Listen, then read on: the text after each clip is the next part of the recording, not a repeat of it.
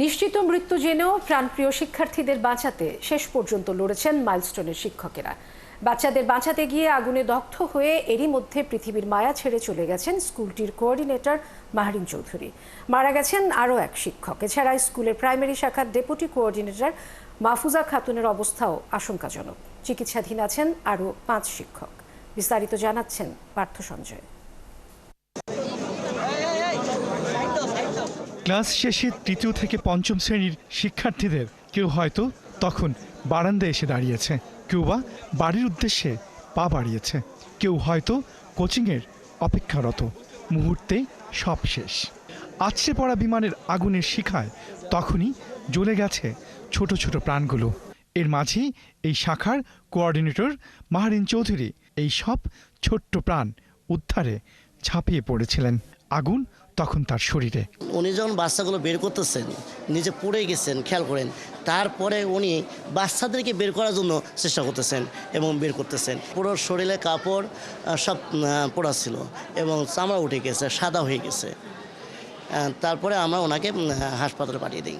শুধু মাহরিন চৌধুরী নয়, আগুনে দগ্ধ হয়ে মারা গেছেন শিক্ষক মাসুকা বেগমও। মৃত্যুর সঙ্গে লড়ছেন deputy coordinator Mahfuza Khatun.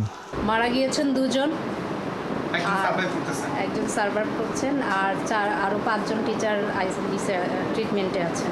Mahrin miss আমাদের খুবই কাছের একজন কোঅর্ডিনেটর, যদিও উনি ওই বিল্ডিংয়ে বসতেন।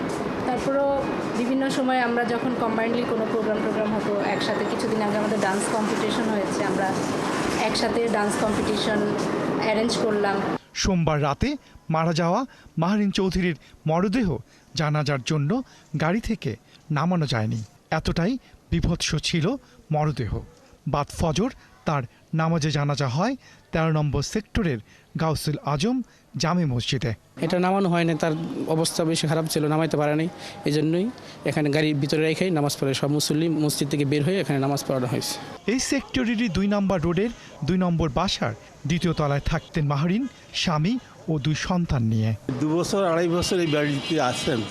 ওনাদের চলনে বলনে আচার আচরণে এত সুন্দর, এত মার্জিত।